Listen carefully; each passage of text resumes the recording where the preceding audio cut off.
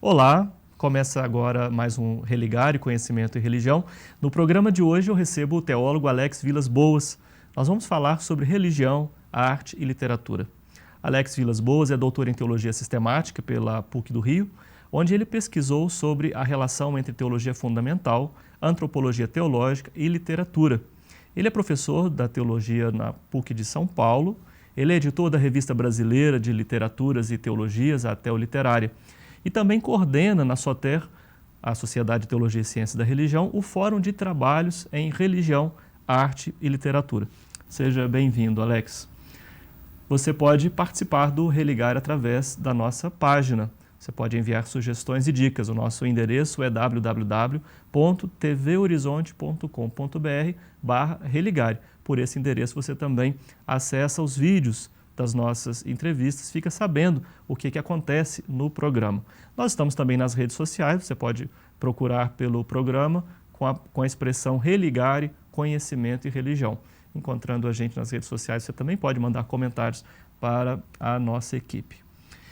Alex, para começar a nossa conversa, como é que surgiu na sua vida essa relação entre teologia, arte e literatura? Pois é, Flávio. Foi um encontro inusitado, na verdade, né? Eu ligado à experiência da espiritualidade naciana, acabei indo fazer uma formação em teologia, minha graduação é em teologia, e então pretendia falar sobre a questão da experiência de Deus como experiência de sentido. Quando fui propor isso para o professor Manzato, na PUC de São Paulo, o professor Manzato sugeriu a possibilidade de fazermos isso em diálogo com a literatura. Ele já havia trabalhado com Jorge Amado. Ele é um dos pioneiros desse trabalho. Exatamente, né? É um dos professor pioneiros. Manzato, da PUC São Paulo. Exatamente, trabalhou teologia e literatura em Jorge Amado, né? Releu o método latino-americano a partir da literatura. Então, propôs uma possibilidade de pesquisa por aí. No primeiro momento eu fiquei assim pensando, depois me agradava a ideia da poesia. Como eu queria trabalhar isso ligado à experiência inaciana, o Hanner havia falado da relação de poesia e evangelho, a poesia como escuta, escola de escuta para o evangelho. Então havia ali uma possibilidade de investigação. E aí fui pensar um autor para fazer esse processo. Na ocasião, eu acabei conhecendo a família do Carlos Drummond de Andrade. Então tive acesso à poesia religiosa dele, o primeiro contato que ele teve no colégio, ele estudou em um colégio jesuíta, então comecei a encontrar correlações da pesquisa. E então optei em fazer a pesquisa em Carlos Drummond de Andrade e a razão de recusa de Deus, estando ele iniciando a poesia como uma temática, um motivo religioso, e depois resulta numa crítica à questão religiosa. Então esse foi o ponto de partida da investigação, né? Sim.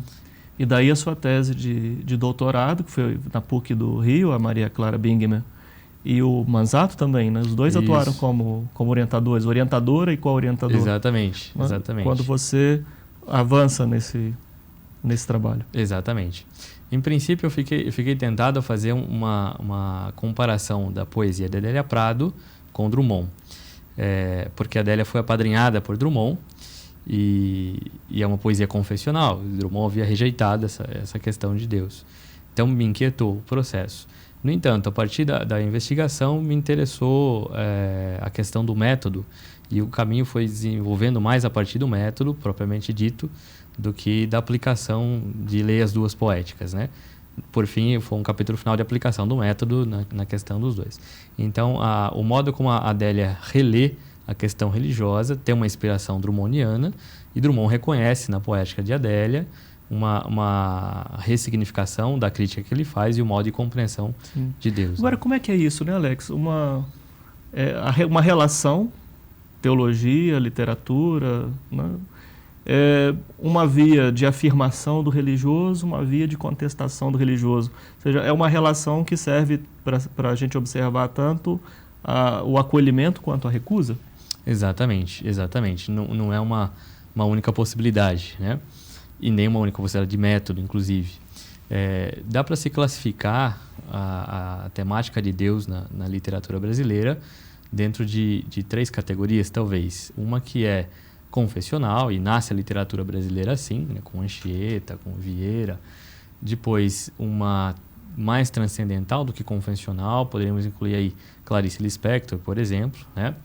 E uma temática de recusa de Deus, ligada talvez ao neorrealismo da literatura, então com Jorge Amado, com Carlos Drummond de Andrade, e aí a gente pode correlacionar isso com outras literaturas, se pensarmos no universo português, Saramago, né? Em que há uma razão de recusa de Deus. Então há tanto a afirmação, como você bem disse, como uma razão de recusa, e as duas são interessantes para pensar a questão religiosa, né? Ou a questão da teologia. Na minha tematização, me chamou muito a atenção a questão da teodiceia, e enquanto ela acaba sendo uma elaboração de justificativa da realidade atribuída a Deus. E que não é uma questão somente da tradição cristã, você encontra isso já em Homero. Na Ilíada, o motivo da guerra é uma briga entre as divindades para saber qual é a mais bela, né? Na Odisseia já tem uma mudança, está ligada a Híbris, ao desejo insaciável da casa de Atreu, do qual sai Agamenon, do Menelau, e portanto ali é uma recusa de uma teodiceia e aquilo que o Viktor Frankl chama de patodiceia, de uma busca de resposta às inquietações humanas. Então, como você começa a sua tese. Exatamente, né? Exatamente. Então, a poesia grega, ela trabalha tematizando ou a híbris, que é esse desejo insaciável do homem ser como Deus, ou a diké como resposta de justiça à realidade, que aí eu estou chamando de patodiceia junto com o Frankl. E até o patodiceia, que é o que eu vou trabalhar na tese, então como a questão Deus é tematizada nessa busca de sentido, que é uma recusa da teodiceia, né? Então, basicamente, na compreensão de fundamento da teologia da revelação, ou seja, da revelação, eu estou atribuindo esse manifestar, e aí estou sendo heideggeriano, estou fazendo a leitura da crítica da perda de consciência trágica de Nietzsche, né?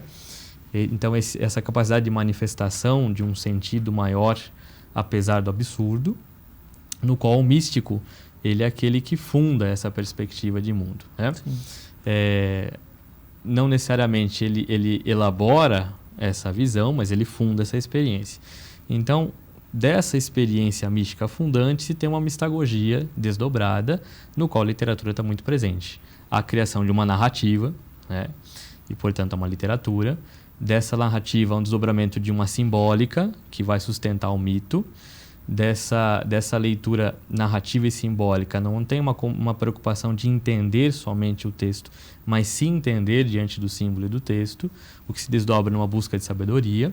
É interessante notar que na Odisseia, Ulisses só... Retomando lá, né? De onde retomando, exatamente, né?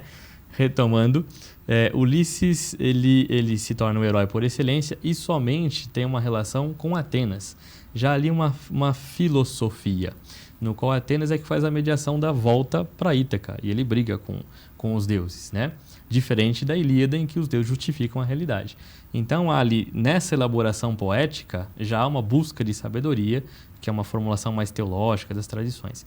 E, por fim, é um natural desdobramento da consciência ética, à medida que você está repensando o sentido da existência, as relações, né?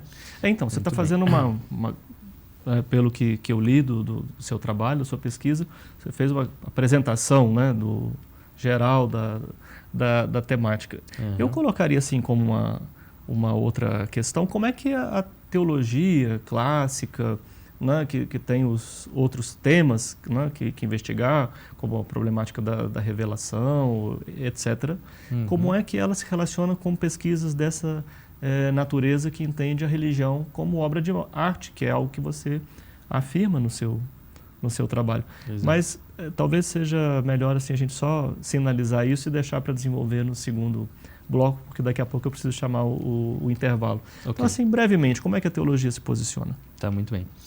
Pois é, recuperar a questão da poética no sentido amplo, né?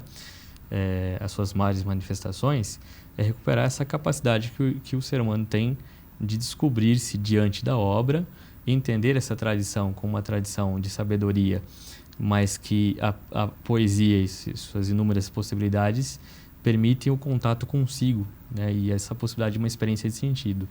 Então, um pouco a partir daí se discute a questão da experiência de sentido e a afirmação teológica que tem um impacto antropológico inevitável. Como a literatura tem uma centralidade antropológica e a teologia se dirige ao ser humano, elas têm essa convergência natural, né? Nós estamos falando para seres humanos, de seres humanos, que fazem uma experiência que reafirma o humano. Então, aí está o ponto de ligação entre as duas áreas, né? Sim. Então, vou chamar o intervalo e a gente continua a nossa conversa daqui a pouco. No Religar de hoje, eu recebo o teólogo Alex Vilas Boas. Nós estamos conversando sobre a relação teologia, arte e literatura. Um breve intervalo, voltamos já.